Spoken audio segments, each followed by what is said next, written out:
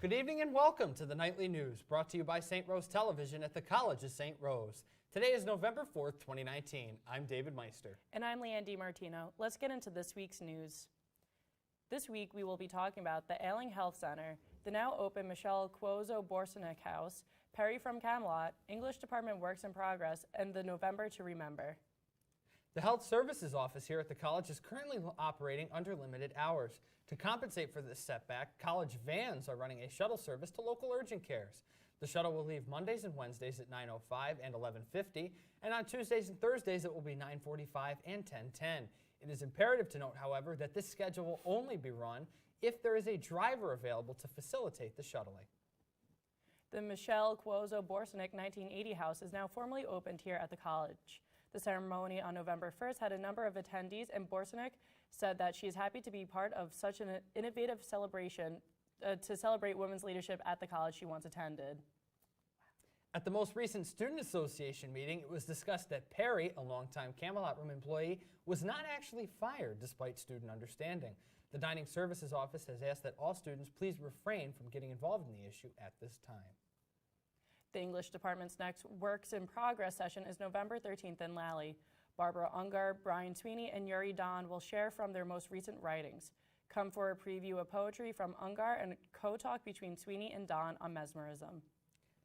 November to Remember is slated for November 7th at 6:30 in St. Joe's Hall. The selected 6 bands will compete for the opening slot at the 2020 Rose Rock. The theme is Vintage Speakeasy, and the committee encourages all those attending to come in costume. Now let's go to SRTV's meteorologist Chris Weiss to tell us what to expect for weather for the rest of the week. Here's to you, Chris. Thank you, Leanne. So let's get into the weather for this week. So we're off to a pretty cloudy start, but don't worry, it will be picking up on Wednesday. Our advisement day will be cloudy, but we'll get through it. Unfortunately, on Thursday, though, we are expecting a lot of showers. On a trade-off, though, those showers are expected to end as the temperature will make a significant drop. We are having a slight chance of snow, so be prepared for that just in case. We aren't expecting it fully, though. Just know, aside from that, we are expecting a nice and sunny weekend. Now, let's head back to sports with David. Thank you very much, Chris. Let's get into this week in sports. The women's soccer team looked to finish the season strong with only 3 games left heading into last Wednesday's game against the Adelphi Panthers, and they won in dominating fashion by a final score of 3-0. Freshman Sana Rain got the Golden Knights out of the gates in a hurry with a goal in the 5th minute, and it only got better from there as senior Nina Pradanic and senior Caitlin DeBogian added on to make sure St. Rose stayed in front. They looked to string together victories on Saturday afternoon on the road against Southern Connecticut State and did just that with a 2-1 victory. Pradanic scored 1 goal in the game, which moves her to second all-time in scoring.